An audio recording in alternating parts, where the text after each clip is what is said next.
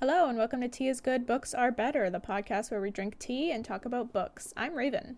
And I'm Jess.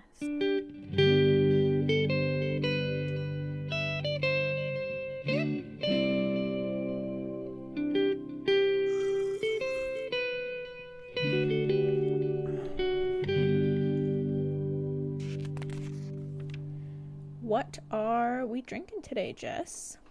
Shit. Same stuff I had last weekend. What is it? Again? That's the third week in a row. Lemon, honey. It's good stuff. Wait, winter lemon honey. Wait. Ginger lemon honey, I think. Okay. Something like that. Huh. It's good. I like it. This is like the Tastes good. puka one or whatever it is? Yes. The Something. hippie tea? The yoga tea. Something like that. Okay, cool. I'm drinking Irish breakfast again. Nice. The black tea that is a mix of black teas. I'm not gonna try and figure it out for the third time. I have no idea what that is, but it's just tea. It's black tea. It's tea. All right.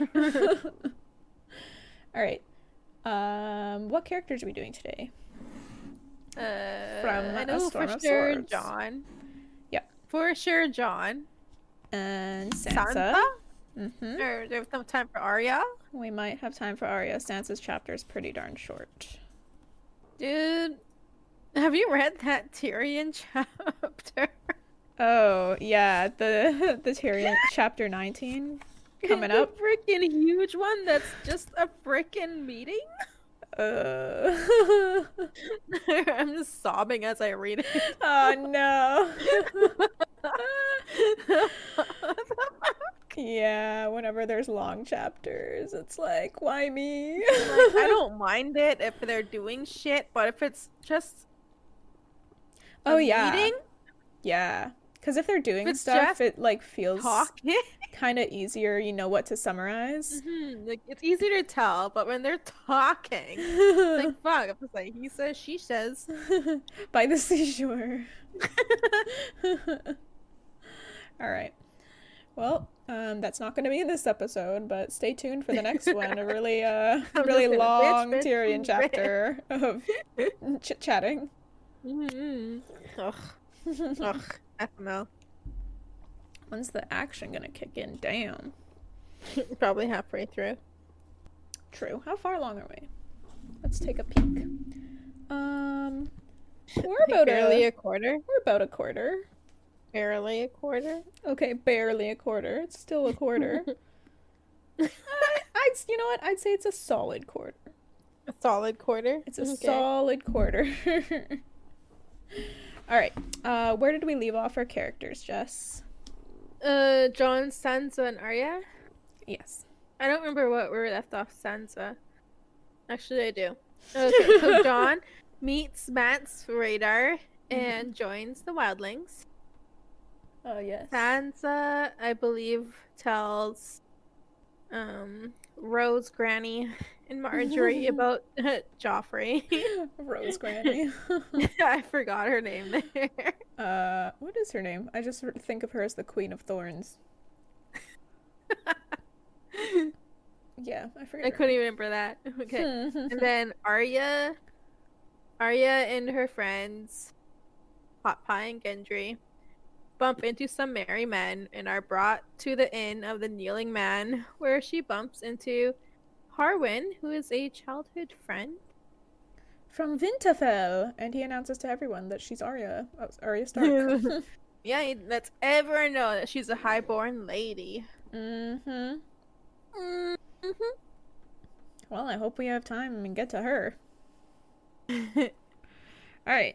Chapter 15 is John. Take it away. So John watches as hundreds of giants. I think hundreds of them. I don't know. Seems like a ton. A decent sum of giants. Quite a few giants riding mammoths parade past him and Tormund.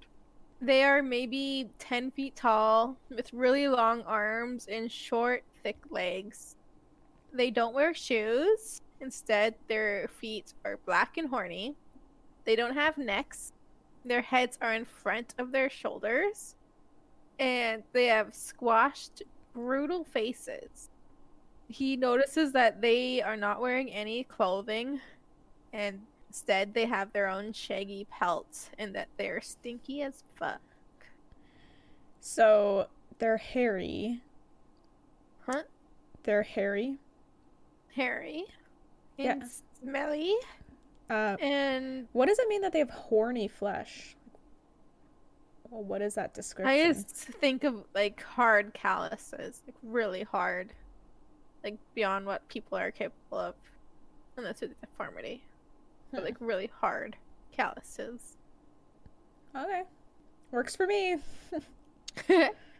An older giant rides by, and Tormund points him out as Magmar Tandoreg, or Meg the Mighty.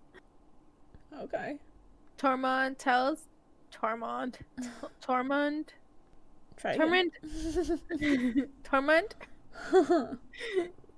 tells Jon a story of how he got caught in a snowstorm once, and he found a sleeping giantess, cut open her belly, and hid in her body for warmth. And come spring, she woke up and thought that he was her baby and nursed him for 3 moons before he could escape. Also, Jon thinks that Tormund's a liar, but finds his stories amusing as fuck. Yeah, it's hard to believe that stuff. Yeah. Okay, guy, you were found by a giant and nursed. You suckled from this giant for 3 months and then escaped? The fuck? Yeah. He tells Jon another story of getting really drunk and remembering some fierce woman and wanting her, so he went out to hunt for her in this freaking blizzard. When he found her, she put up a huge fight, but he still had her. The next morning, he wakes up to find a bear pelt beside him and realize that he got it on with a she-bear. And she somehow like shed her pelt. What the after fuck? the sex, but he claims to have had sex with a she-bear and had wonky cubs with her. He claims. It's a wonky story. This guy is full of tales. Uh-huh. I get why Jon's amused. Yeah, I'm amused. He asks Jon if it's true the Night's Watch cuts off their members' penises. And cuts off their members.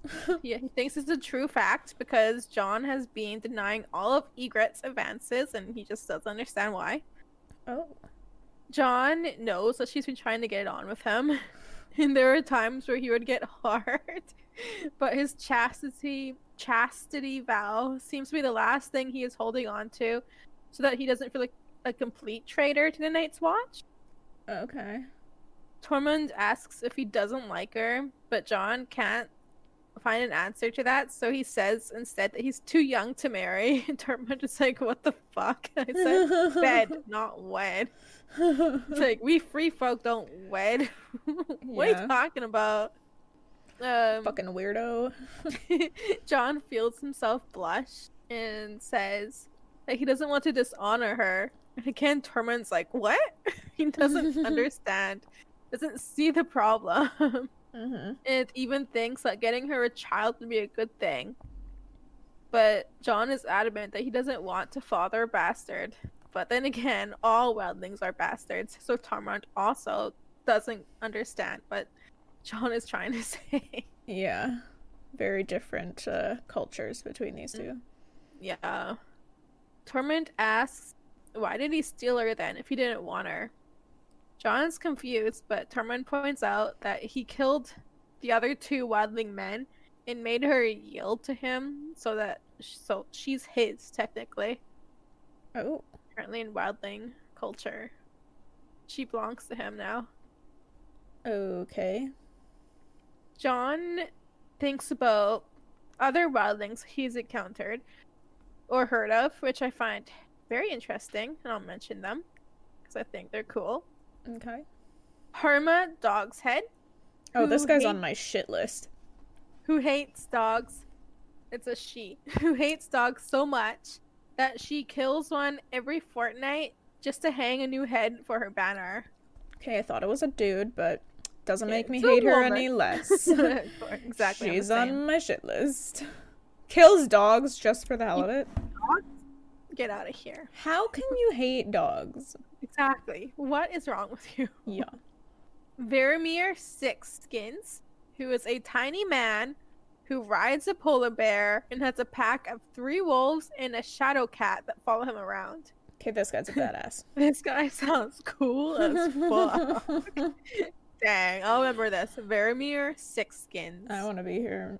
Six skins. He's heard of the men of the frozen shore who ride chariots made of walrus bones pulled by packs of savage dogs. There are ice river clans that cannibalize. There are cave dwellers who dye their faces blue, purple, and green. And there are the Hornfoot men whose feet are as hard as leather and they don't wear boots. Gross. Crazy psycho. How? They like walk in Right? snow 24/7. Oh my god, their poor feet. Excuse me. So the massive wildlings are getting pretty close to the fist of the first men, and John keeps thinking about what Warmont and his brothers are going to do when they see them. Ygritte makes her way to John, and he slows his horse so she can catch up. Ygritte kind of reminds John of Arya. Oh. Those two are so cute. John and yeah. Arya? Yeah. I guess I see it like Arya is the fiercest girl he knew. Right. And Ygritte is fierce as fuck. Right.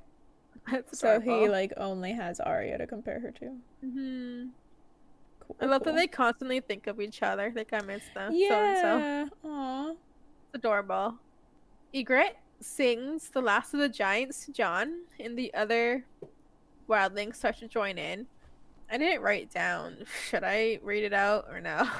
The song? Yeah. Is it significant? I don't think so. I really don't. I'd skip it then. I didn't make any note on it, so obviously I didn't think it was that important. I didn't think it was, but just in case it was interesting to anyone else other than me. Well, I'll be interested if you sing it. No thanks. All right, fine. When they're done singing, Ygritte is crying, and then flippin' eagle suddenly. Wait, all why of a is sudden, Ygritte crying? The song is sad Oh, okay. because it's the last of the giants. She's sad. She's crying, and all of a sudden, out of nowhere, a freaking eagle is clawing John's face open. Just dive bombs out of the sky. Right? Straight for One John's second, face. he's watching Ygritte cry. Next, there's a freaking eagle in his face. So John falls off his horse, and then the bird is gone. Ygritte assures him that he hasn't lost an eye because he felt like he had. It was just the blood that's blinding him. Mhm. And then Rattleshirt rides up and says that Mance has ordered John to come to him. Okay. Rattleshirt doesn't want Ygritte to come, but she's like, get bent, and tags along anyway. Wait, so where'd the bird come from? Nowhere. What? Guys? The bird got there before Rattleshirt did and decided to attack John. Well, are you gonna explain the bird? Yeah, when they get to Mance. Oh, And okay. you find out what's going on. Why is the bird pissed? Oh, I thought Rattleshirt explained it. No, he just says, we're going. Okay. And so John's like, all right. And Ygritte's like, I'm coming too, bitch. Mm-hmm. He's my man. So they travel to the Fist. At the bottom of the hill, John sees a dead horse half in the snow with its entrails spilled out.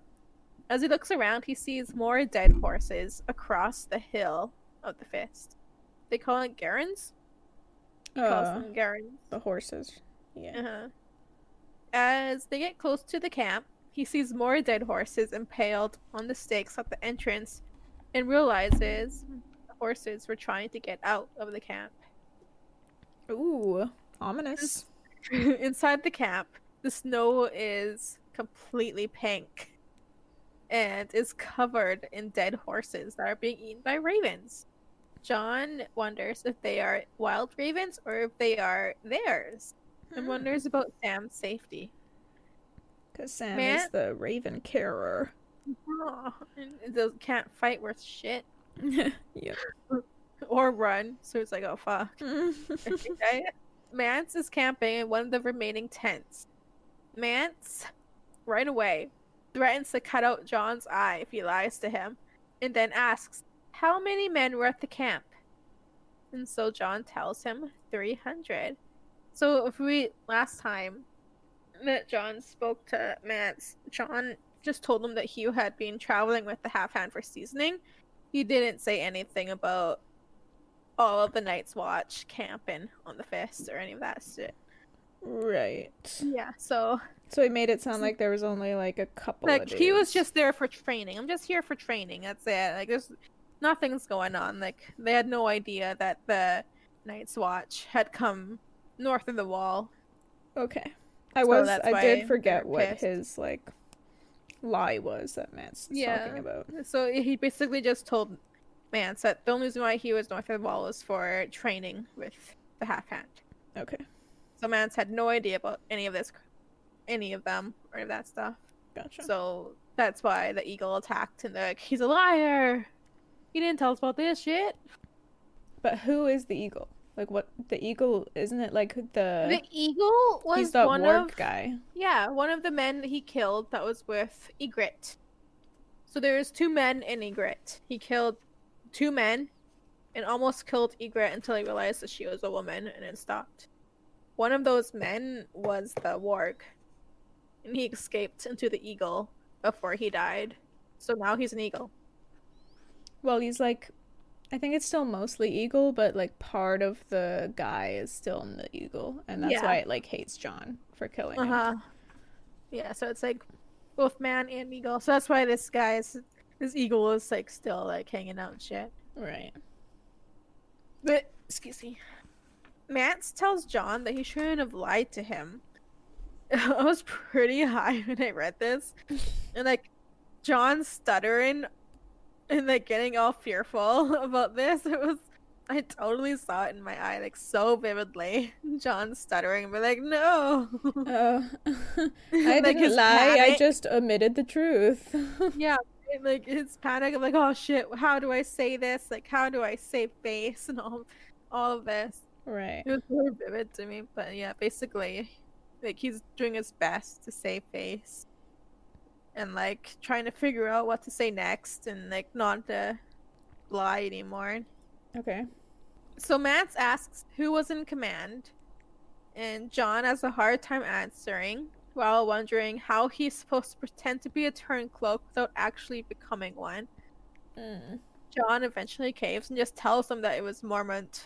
And everyone's surprised that the Lord Commander had left Castle Black. What the heck is he doing down here? Right. Mance basically tells John that the dead cannot be fought.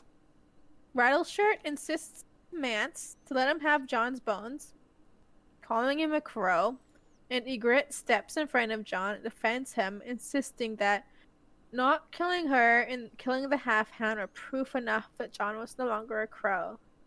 John tells Mance that he wears the cloak that he gave him, and Ygritte claims that they fuck beneath it all the time. Oh shit. Mance asks John if it's true, and John, while begging for his father's forgiveness, confirms it. Says, yeah, we do. Forgive me, Papa! So, interesting. Ygritte is lying for him. What the heck? She got a big old crush.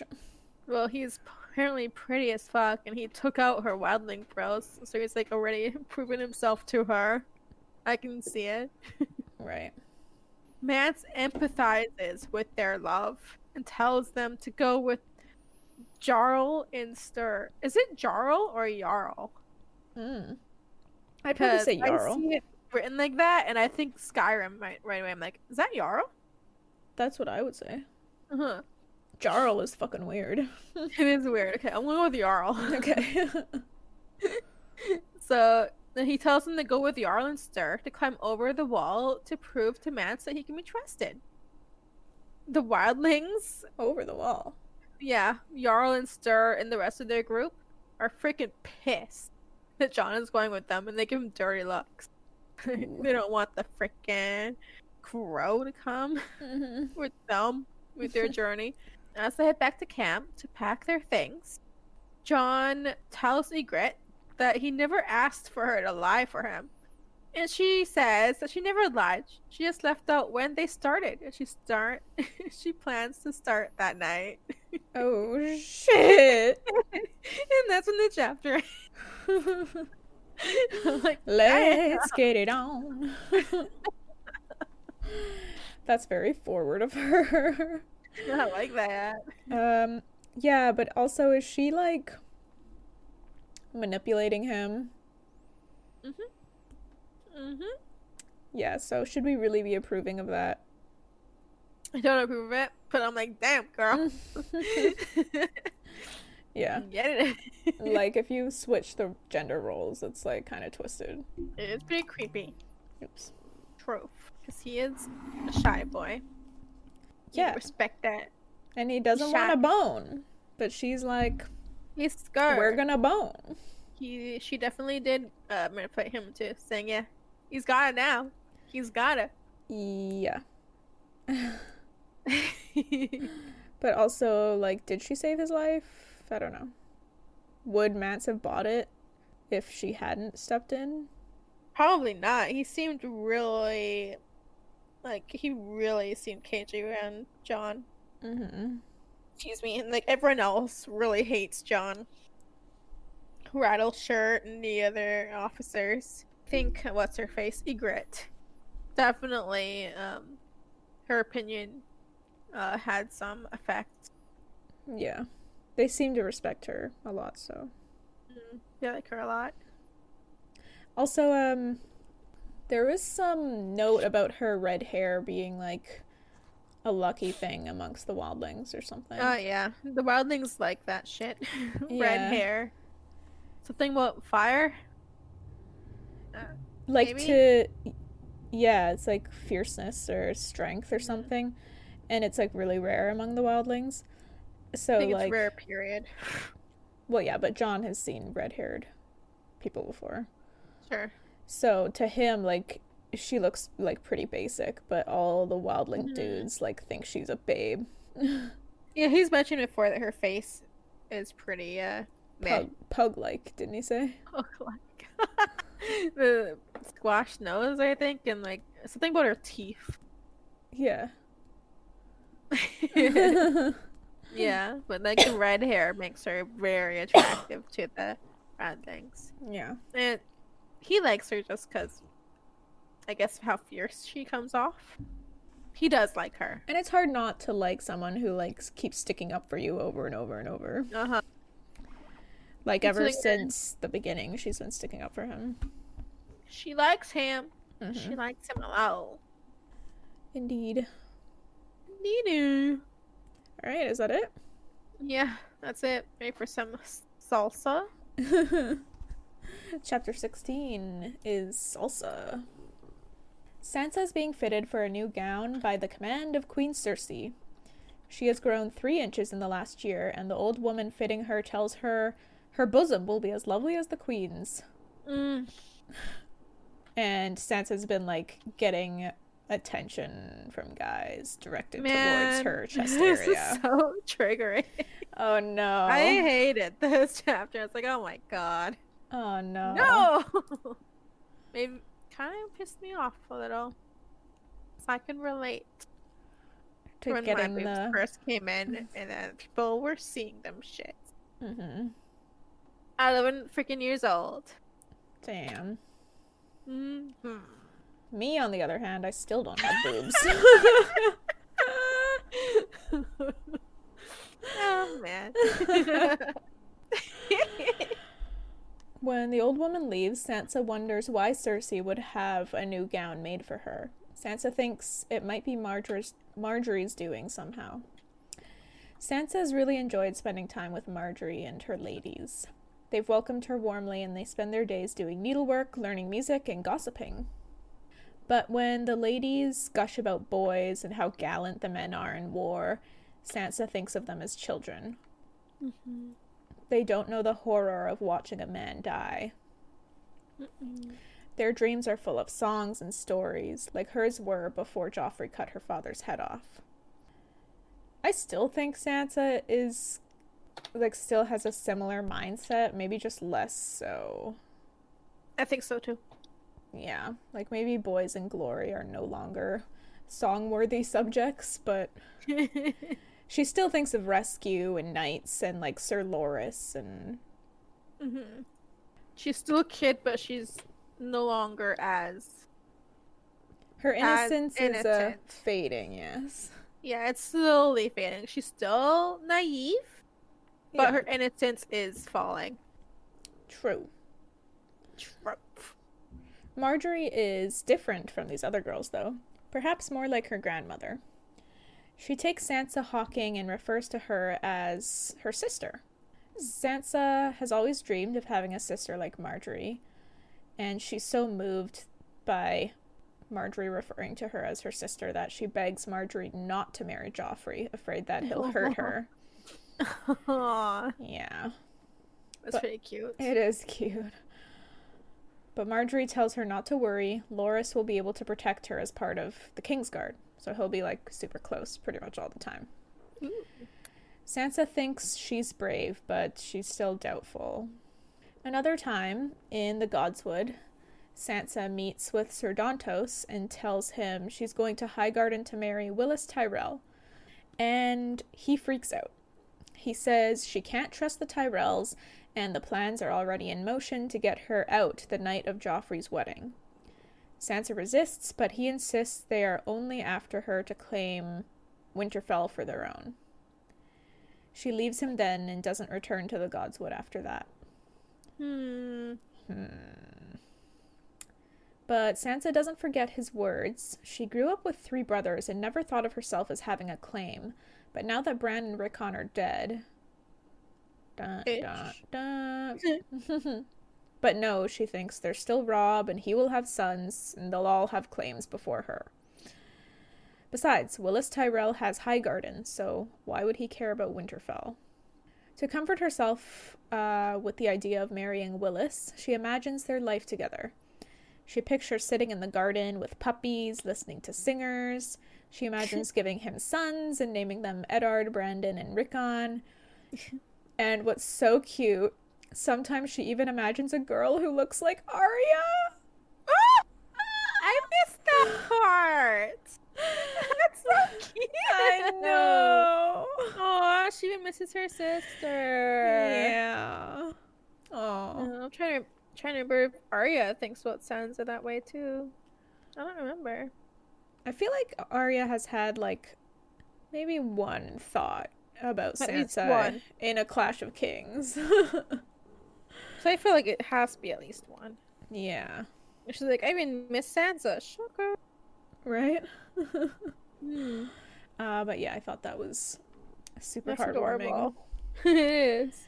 I kind of thought of this, like, her imagination of Willis and this, like, magical scene that she's thinking about that's going to happen in Highgarden is evidence that her dreams are still childish, like those of the other girls. Yeah. Yeah. She's still a little bit naive. But she's allowed to dream. I mean... Yeah, like, how old is she? What, 13, 14? And she's trying to make She's a the best... kid. Yeah, she's trying to make the best of a situation that she didn't choose. So... Fantasies are a good way to feel good when you're not feeling good in real life. Yeah, like, she used to dream about fucking Joffrey, but now, like, that's no longer happening, and she's like, oh, bam, now you're marrying Willis, and so she's like, okay, like, I can make this work, and it's kind of like Dany with Drogo in a way. She fantasized about the throne? No, but I mean, just mean making the best of this situation that you didn't select for yourself. Yeah. You're forced into this situation, but... Like, at that time, yeah. She definitely would have been forced in any situation. Yeah. Sansa does dream once that she marries Joffrey, and he transforms into Ilan Payne on their wedding night. Oh. And she wakes up trembling. Oh, poor girl. Yeah, she doesn't want Marjorie to suffer as she did, so she decides to pray for her when she next visits the Sept. Sansa also decides to wear her new gown to the wedding. She thinks that must be why Cersei is having it made. She also decides to take the gown to Highgarden. She wants to look beautiful for Willis. Even if Dantos is right and he only wants Winterfell, she thinks he may come to love her for her. Oh. Aww. And that's it. That is Sansa's short-ass chapter. So basically, she is just fantasizing about her future with Sir Willis. Mm-hmm. Are you taking notes? Yeah. Oh, are you like taking notes about like for next week? Yeah, or like the next time we update? the whole like so what happened last time with this guy? Clever. Except I can hear you typing in the background. Well, excuse me. Makes me kind of sad for Sansa. Yeah, she's just a kid. Yeah. I think she's just 13 at the most. Yeah. And she keeps getting shoved this way and that, and just like has no control. Uh-huh. And... Just remember me 13, like life was just ugh. You're a freaking kid. You're just a child. Yeah. So I feel bad for her. Especially like she's trying, dude. She's totally just like she's trying to be happy. She's trying to work things out in her mind and be like, maybe this could work, and yeah. She wants to be strong. She wants to get the frick away from Joffrey. But she's still a girl, and she still loves the idea of marriage and happily ever after. Yeah, so I've always thought of Sansa as kind of weak, especially when you compare her to Arya. But I don't know, I think I'm changing my mind. I don't think she's weak. Yeah. She's just a kid. Like, this is a very different type of strength, maybe, than Arya's. Resilience? Yeah. I think a little bit of what her mother had. Yeah. I mean, she's still around. Woman had. I'm sorry, did Catelyn die? And I didn't notice. Not yet! Oh! Alright, chapter 17 is Arya. Take it away. Arya! So on the third day of traveling with the merry men, I don't know what to call them. So I've been calling them the merry men. They seem like it works. They seem like Robin Hood's gang. They're outlaws, but they think they're doing good. So on the third day traveling with them, Arya notices the moss on the trees and that they are heading south instead of north, which is where River Run is. Oh, uh-oh. So she tries to tell Gendry, but he doesn't seem to care. He's happy traveling with them. Yeah, I think he feels safer. Hot Pie stayed behind at the inn to bake bread, and Arya kind of misses him. No more Hot Pie! Yeah, no more Hot Pie. He's gone. That's kind of sad. No? I don't know what Arya misses about him. His constant whining. I don't know. She's like so used to him. Like she left King's Landing with him. Yeah, he's just. And they survived for so long together. Yeah, and sure, he complains a lot, and he's like annoying and has a big mouth. Yeah, I think she considers him part of her little pack. Yeah, exactly. Adorable. Mm-hmm. She's been talking to Harwin. She told him all about how she got to King's Landing to where they are now, but leaving out the people she's killed and Jack and Hagar, whose coin she still keeps, and she chants her list of names to, which is Sir Gregor, Dunsen, Polliver, Raph the Sweetling, the Tickler, the Hound, Sir Ilan, Sir Mern, Queen Cersei, and King Joffrey. I don't know half of these guys. Yeah, who's Raph the Sweetling and Bolivar? I feel like I knew in the last book, but I have forgotten. Right. I know that a couple of them are just part of Gregor's gang. Sir Gregor's gang. The Mountain? Sir Gregor? Yeah. Which ones? I know Polliver is. Polliver. I think Raph the Sweetling might be as well. But I could be wrong about that one. I know Polliver is. I think the Tickler might be a torturer too. Right.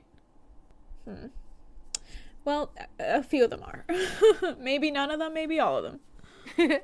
I'm pretty certain that Harwin is reporting to whoever is in charge, Lem or whatever, everything Arya tells him. Anywho. Wait, what? I'm pretty sure Harwin's not keeping this to himself. Oh. The things that Arya tells him about what she's been up to and shit. Like, he's definitely reporting. Yeah, that makes sense. In charge. Makes sense. Why would he keep it to himself? Exactly. He's just he's a lowly in the group. He wouldn't know, like, what to do with that information. No. So, pass it on. Harwin told her that only 6 remained of the original 20 that her father sent after the mountain. The mountain had set a trap for them and they were slaughtered. Dang. Lord Beric had been gravely injured. He took a lance to the chest. Damn. And everyone had thought that he was going to die, but the Red Priest, Thoros, stayed up praying for him all night, and he survived. It's a fucking miracle. Right? After King Robert's and Lord Eddard's death, they decided that they were going to fight for the people, as the Lannisters were still ravaging them. I guess not just the Lannisters, like, basically any soldier was taking from the poor, still, like, abusing the people. Yeah. So this group decided they were going to fight for the people. So, very much like the Merry Men. Yeah. And they swore, I guess, that they would fight until they were all dead. But somehow, every time they lost someone, 2 more would take their place. So they feel like their battle, like, has been blessed by the gods, sort of. Their little band of merry men is growing. They're justified, yeah. So they, like, really feel like they're meant to be doing this. Right. Where are these other random men coming from, though? Just, like, dudes from random towns that they're marching through? Yeah, straight up. Like, random soldiers or even just random villagers with pitchforks. It doesn't matter. People are joining them. Like, a lot of them are. Okay. So they're pretty big. This is a big group of people. They're basically everywhere, I feel like. Okay. They arrive at an abandoned village where there's more of them hiding. And one of them tells Lem that men had gone through looking for the Kingslayer, who had apparently escapaded Run. Escapadabada. Okay. Can you say escaped for me? Escaped. Now say escape. Escape? Escapaded? No, but say it how you usually say it. Escaped. No. I say escape. No, that's not what you say. That's not what you say. Apparently he escapaded. Stop. That's not how you say it. How do I say? You say escape. Escape? No, you say escape. Escape. That's what you say. Okay. Apparently he escaped. I just wanted to make fun of you a little bit. You just wanted the X in there? He escaped. I'm just trying to make fun of you. Escaped. It's not working. This is me making fun of you, okay? Can you please just take some offense so we can move on? Escape! No, yeah, but you did say escape in, like, the last chapter you had, the John chapter. I definitely say escaped all the time. It's so weird. Escape is rare. Escape is what I say. Why do you say escape? I like escape. I like it better than escape. But it's so much harder to say. Oh, I like saying X instead of S. Okay, so it's a conscious choice, is what you're telling me. Yeah. Alright, sure. It's better with my tongue. My tongue likes it better. Escape! Whoa! That was weird. Yeah. Someone walked on my grave. That's what that was? Yeah, I shuddered and squealed at the same time. Ew. Excuse me. Stop! You stop first. Stop what? I've cut out Burping. all of my burps. Only yours are in the podcast.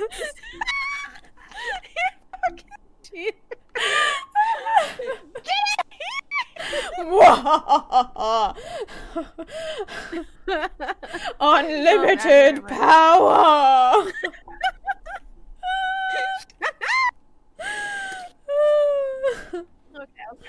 Okay. We need to calm the fuck down. Okay. So the Kingslayer has escaped. Escaped. And people are looking for him. No way. So they talk about letting Thoros and Lord Beric know. Arya overhears this shit. Or eavesdrops this shit. Yeah, I think eavesdrop was the better word. I'm dropping She no overhears eaves, them. Eavesdrops. Dropping drops some of eaves. As the men talk about needing to let Thoros and Lord Beric know so that Lord Beric can catch him. And do the Lord's justice. Something like that. Ooh. So the day after, Arya knows for sure that they're going the wrong way. And them, because of how the sun is raising in the sky, she knows, like, definitely, like, they're definitely heading south, not north. And Lem tells her that they're not taking her to River Run. Instead, they're bringing her to Lord Beric so that he can freaking do his justice to her. Yup. What? Apparently, they take all of their captives to him. And she's like, fuck, I'm a captive. I should have just stayed with Hot Pie and escaped with my little boat. I should have escaped. Escaped my little boat. Yep. Arya, like, flips out, kicks her horse into high gear, and just takes off. That is trying to so escape them. Arya. Yeah. So 6 paragraphs later, and Harwin catches her and brings her back. She promises not to run off anymore because he threatens to tie her up and toss her over her horse if she tries to run off again. Right. And that is that chapter. It was a pretty intense chase. I know it was 6 paragraphs, but I thought it was interesting. Just her just doing her best to get the frick out of there. But Harwin's right there. Yeah. His He just father like is master of horse? Oh, that's why. He knows what he's doing more than she does. Mm-hmm. Oh yeah, he used to like train her or whatever. On the horse. Yeah. Like give her, like, lead her and shit. Mm-hmm. Right. So he knows what the fuck he's doing. Mm-hmm. Cool. Speaking of horses, I went to the park yesterday for a walk. Park. It's the one we went to on Mother's Day last year. Okay. I don't remember what it is, but yes. Do you remember it had a sign of like a big eagle or something, and it was like, keep this far apart? Like the eagle's wingspan. Yeah. It was that one. So we went there, and okay, I have this like thing that I don't know if it's weird or if it's just me or if it's like kind of normal. Okay. So when I walk for like a decent length of time, my legs start to get really itchy. Okay. And I think it's because like my thighs jiggle so much when I walk. And I know I'm like really thin and whatever, but like my thighs are very jiggly. My thighs and my ass are very jiggly. Yeah. So, I mean, tell me if you've experienced anything similar, please. I think you said itchy Yeah, they get or really itchy. tingly? Itchy? Itchy, I think it's yeah. blood flow. Blood flow to your legs. It's what makes you itchy. Okay. So it's Holly. I don't get that because my job, I'm on my feet walking around for 8 hours a day. So I'm used to that and I have a pretty high endurance because of it. Well, like, even when I was on my feet for 8 hours a day walking around, if I, like, would go for a proper walk, instead of, like, go and stop and go and stop and go and stop, if I would go for a proper walk, I would still get itchy. Oh, I don't get that way. I guess walking in a warehouse versus walking in a store is a little bit different. Not anymore. Maybe I got that way when before I worked at my warehouse job. I went for a walk on Sunday as well. That was yesterday, right? Yesterday was Sunday. Yeah. Park, which is pretty close to, I guess, where both of us live. Oh, okay. They have some pretty long trails. I liked it a lot. I liked how it opened up my nostrils. Oh. I have bad allergies at home. Yeah, I can hear you, like, snorting and sniffling right now. Yeah, It's not pleasant. allergies.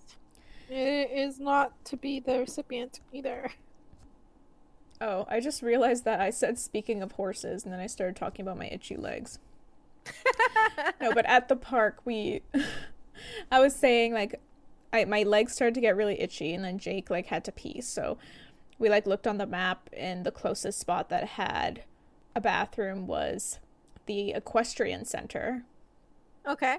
So we went there, and we passed by this parking lot, this gravel parking lot full of cars and trailers, or sorry, trucks and trailers. And there are people just, like, walking their horses around like it was no big thing. And just, like, saddling up their horses. And I was like, what century we're living in? And there was this one horse that was, like, you know how George R.R. Martin describes Viserion as, like, buttercream colored? Or cream colored? It was, like, that color. Nice. But it was, like, so pretty. I bet. At the park I go to, Campbell Valley, there's a trail that I take that horses are often on. Mm-hmm. I think yesterday. Yeah, I definitely saw 5 or 6 horses on the trail that I walked on. I have a pub near where I live that has a horse stable because so many people take their horses to this pub. The fuck? Yeah. It's just the block away. Oh my god. God, I forget what it's called.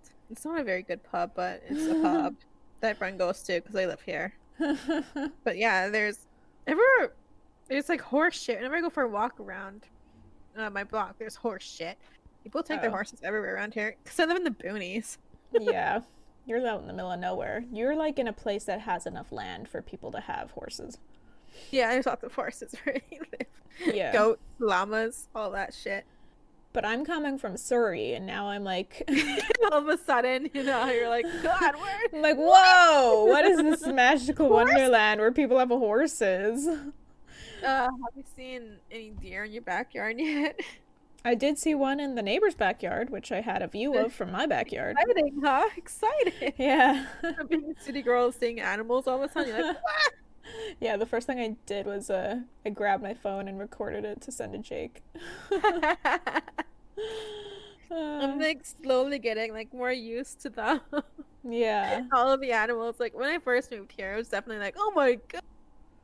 Like I've never seen like so many wild animals. Yeah, I mean we get tons of squirrels and cats in our backyard.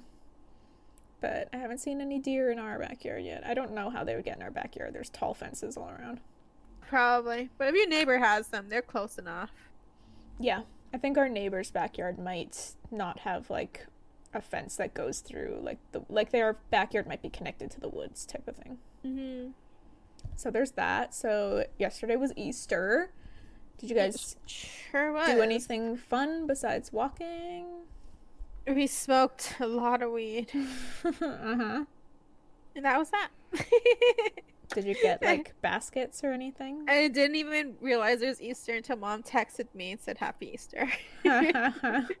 Like this morning, my manager was like, "Did you have a good Easter?" I'm just like, what? Didn't you get I Friday didn't off? celebrate that shit. I did. I didn't celebrate Easter. I used it to go to Little Bud in White Rock. Mm. Well, that's something. It was. It was pretty nice. We did like our baskets on the table. You know, Mom likes to keep it Aw. alive. Your mom really Keeps the mom's magic really alive. into them. Yeah. Honestly, I can't make myself to celebrate Easter. Like, what the heck? What is it beyond Jesus? Well, people Even could say the midnight. same thing about Christmas. Sure, but it's so commercialized. Except it was, Christmas was originally a pagan holiday. There's more to it, but with Easter, I've yet to figure out, like, It's what the coming of Easter? spring. That's what it's all about. Is it? Yeah, it's the transition of winter to spring. I thought that was the spring equinox on March 20th. Oh well. Okay, well, I'm sorry. well. Do you need a set day? I have my dates. But people who are not religious, I think, would say Easter is the coming of spring. Okay. And that's why, like, there's eggs and flowers and Bunnies? bunnies. Yeah, it's like, you know, new life. Okay. I'll get it that way. I understand now. Because of course, like, I don't care. Chocolate? Meh. Yeah, so I got some stuff for Mom's basket and Jake's basket, and we like woke up in the morning and all our baskets were very full, and then Jake like offered to make me breakfast, and I was like, oh, that's sweet, that's really nice. And then he admitted it's because he feels bad for not getting anything else for Easter. He was like, I didn't know that you guys like did that. You guys did Easter. Yeah. Aw, should have worn down beforehand. By the way, my mom likes Easter. Yeah. Bit Well, cray. it's like it's just every holiday, I guess. Okay, cool. So that was Easter, and you didn't do anything. I did not. I just smoked weed and basically just wanted to enjoy my last day before work. Yeah. Yeah, I was pretty sad. I was like, no. Sad to go back to work. Yeah, I didn't want to. Tired. I want to sleep in. Speaking of work, Oh, yeah. I got a job. Yay! Yay! Tell me about it. So the job is as a customer service representative at so that's Find that dope. a motorcycle company. Yeah, or a dealership. Yeah. Oh, here we go. Raven works at. He's giving the thumbs up and the nod, like, yeah, yeah. I haven't started yet. Tomorrow's my first day. Oh, sweet. Yeah, so hopefully that's more interesting than selling clothes at it seems like okay. So you know there's like this stereotype of like motorcycle dudes, right? Mm-hmm. They're like big and burly and tattooed and mean and Hell's Angels? yeah, like you kind of like get a gangster kind of vibe, like not like one type of gangster, but like a real type of gangster. Like Yeah. Hell's Angels? Exactly. Hell's Angels? So that's what you think of kind of when you think of motorcycles. But I walk into this place and I swear to God, it feels like the Disney store. Like, it's a dealership, so it's like this huge open area, but there's like accessories over here and clothes over there and like motorcycles over there and Hell yeah. I don't know. It was a really cool vibe. So I'm excited for that. I'm less excited for the shifts. What's wrong with the shifts? It's 10 to 6 from Tuesday to Saturday. Oh. Yeah, so that's kind of whack. That is a weird shift that I would hate. Yeah, so like that's something I would have gotten off from Tim Hortons. Yeah, it's like the most fucked up shifts. My least favorite shift at my last place of work was like the 11 to 8 shifts, because it's like it's not enough time to do anything in the morning, and then not enough time to do anything in the evening, so it takes up your whole day. Your whole day is gone. So this is like almost that. Like there's no time to come down. Yeah, you just have to like being around people. Go home and eat and then like go to bed. Oh, fuck that. I mean, getting off at 6 is a lot better than getting off at 8, but it's still pretty. It's like right on the edge of like like just 1 hour later it's evening at 7 p.m. Yeah. So like that's what I'm kind of iffy about, but I mean, at least it's a set schedule, which is something that I've never had. Yeah. I've never had a set schedule in my life. I've always had to like wait for my schedule, and I never know like what I'm going to be working. So when people are like asking to hang out, I could like not make plans until I have my work schedule, which is always really fucking annoying. So at least having a set schedule will be it's a lot of freedom. Yeah. I can at least plan around it. And I mean, the good news about starting at 10 is that I can still kind of stay up like late. I don't have to go to bed super early every night. Yeah, you can still have your little bit of a downtime. Yeah. God, the worst shifts were working late and then starting early the next day. In retail, we call that the clopening. Like, where is your heart? Yeah, when you have to like close the store and you're off at 10 and then you have to start at like 6 the next day. That was the worst shit. Fuck. Yep, because the minimum amount of time you have to have between the ending of one shift and the start of another is 8 hours. It's the worst. Yep. Well, I'm glad. Hopefully you like it. When I think motorcycle, I think of my father-in-law. Yeah. Johnny's dad. What kind of bike does he have? Harley Davidson Road King. Oh, let me look that up. Which he took me on once. Oh, how was that? Exhilarating and terrifying. That's what Mom says about, because her nephew took her for a motorcycle ride in Mexico. Oh, nice.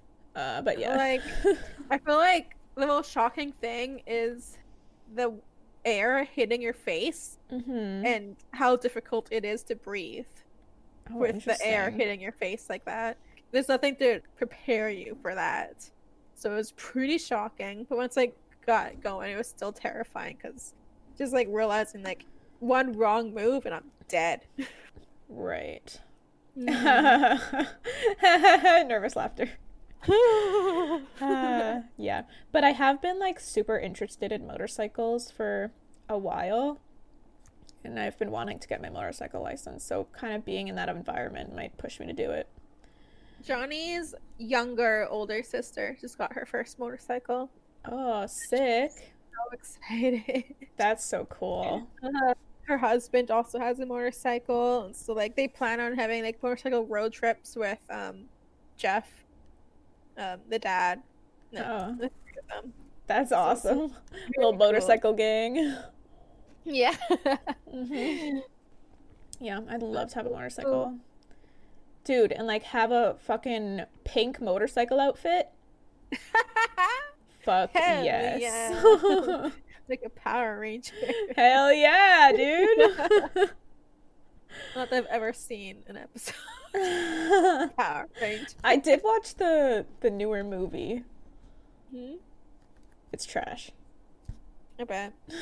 I'm sure it's more like, well, as a kid, but we couldn't see that shit. It was too violent for us when we were kids. We weren't allowed to watch that.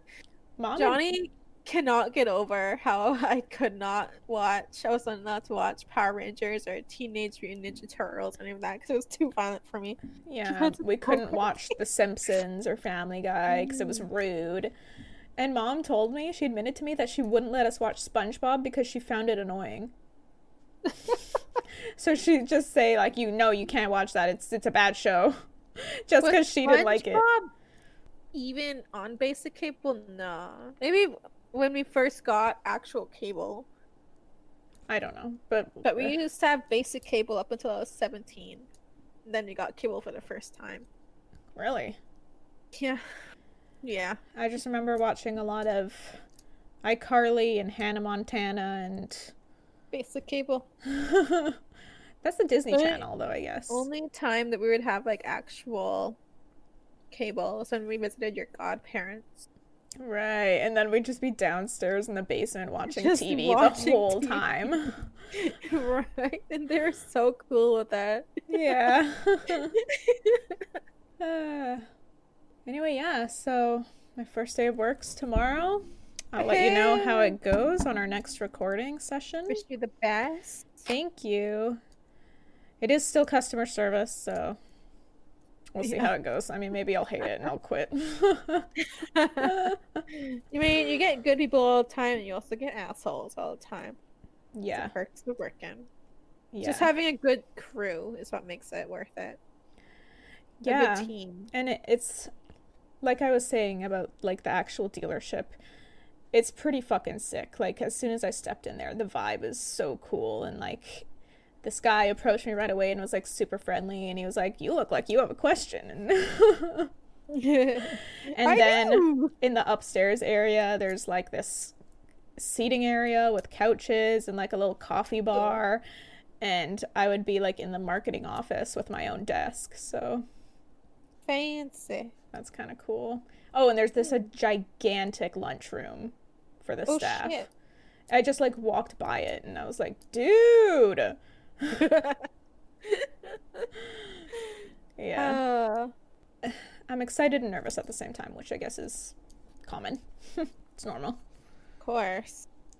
I think anyone who isn't nervous with starting a new job, it's like, God, what do you even call psychopath? Like such a rarity. I think if you're not a freak of nature, if you're not nervous when you're starting a new job, there's something kind of narcissistic about you. Or you're just so chill. You don't give a fuck what anyone thinks about you. Oh yeah, I guess so. Mm-hmm. This is also Jake's last week at his current job. He'll be moving on to his new job starting next week. Oh shit. Is it like the same stuff? Right now he works for a forklift company. So they service forklifts and they rent and sell forklifts. So Jake's job is like he's on the road and he drives from place to place, like servicing their rentals. Okay. Pretty much. So if there's a problem with someone's forklift that they rented from his company, they'll call and be like, yo, we need someone to come fix this. And then that's Jake's job to go fix it. And then this new company, it's forestry equipment mostly. So there's a lot more different types of machines that he'd be working on. So he gets to expand his knowledge, his mechanical knowledge, and it's a much bigger company as well. Like right now he's kind of at like a mom and pop shop, like it's really small. So this is a much larger company, so the work is more like stable, I guess you could say, and the compensation is pretty epic. Oh shit. Yeah. Good job. Yeah, super proud of him. He back in like I think it was last year, kind of near the end of last year, he did 2 interviews with this company, and like the first time they called him back like 2 weeks later, I think, for a second interview, and then just never ended up calling him after the second interview. So we were like, well, fuck, that's too bad, because like he really wanted it. And then it was like the end of mid-March, I think, or the end of March, where no, it had to be like mid-March or early March, where he just randomly got a call from them asking him to come in again. Well, I guess they liked him enough, but they kept his resume on file. Yeah, so he went in again, and they were just like, well, we want to bring you on. So that was, yeah, that was cool. Really happy for him. Good job, Jay. Yeah. So lots of changes in our lives right now. He's starting a new job. I'm starting a new job. It's pretty crazy. Hell yeah. We're in a new home. I mean, we've lived here for a few months now, but it's still new. Mom's job's being built. Mm-hmm. Which I see it like basically every day on the way to work. Yeah, so Mom's company is moving from Port Coquitlam to Langley, so she'll be working a lot closer. Yeah, it's really close to where I work. Cool. So that's why you see it every day. Yeah, it's on the bus ride.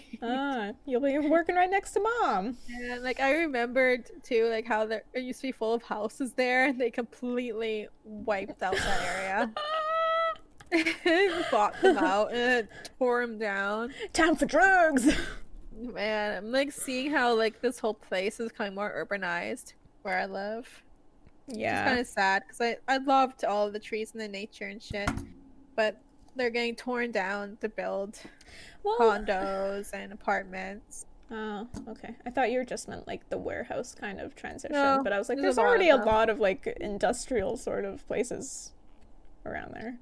Yeah, around that area is full of warehouses where I work. The whole area is warehouses.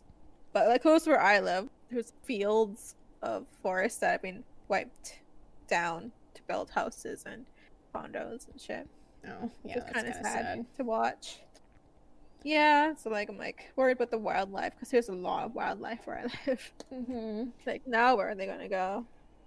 It's kind of sad to watch. Yep. Oh, can't stop the future, unfortunately. No. Hopefully one day we will start another way of expanding our cities rather than taking out the natures. Yeah. Someone figure it out. I'm not smart enough. We can't be the only ones living on this planet. Come on. Yeah. The animals have just much of a right to live as we do. Built up, not sideways. Oh. Or down. Build down. Oh. Or down. Ooh. Oh. Oh. Okay, let's end this episode here. Thank you so much for listening. If you want more of the podcast, please follow us on Instagram. You can follow the podcast at TIGBAB Podcast, or you can follow us separately. My handle is Crimby, Jess's is Jess.Egan24. You can also find us on Facebook. Just search TIGBAB Podcast or Tea is Good, Books Are Better, and we should show up there. Also, please subscribe to our good friend Bahrami on YouTube. He's the one who made our jingle, which you heard at the start of this episode, and he's a really cool guy and makes dope stuff, so check him out. And you can also join our Patreon, patreon.com/teaisgoodbooksarebetter. We have a few different tea-themed tiers with fun rewards, such as behind-the-scenes content, outtakes, and mini-episodes in which we force our brother to watch Game of Thrones, which he hates. So you will be getting something in return for your contribution, and you'd also be helping us improve the podcast with better equipment, but we also just appreciate you listening. And please don't forget to share the podcast with your family and your friends. It is the best way for us to grow. Join us next time for... Who's next time, Jess? Sam! Sam! Is this our first Sam chapter? This is our first Sam chapter. Aw, shit. Did I not say? And it is a good chapter. There's a crazy Tyrion chapter, and by crazy I mean it's the thickest chapter I've seen. And it's that boy is thick. It is just a small council meeting. But there is some like Littlefinger mischief. There is. Let me throw that in there. Intriguing. And Catelyn. And then there's Catelyn. And I have been very much looking forward to this next Catelyn chapter because, remember at the end of the last one, Rob's big fuck up with the phrase. So I want to see how that pans out. So I'm looking forward to that one as well. What's happening over there? So that's going to be next week. Hell yeah. Thanks for joining us. We'll see you later. Bye-bye. Bye.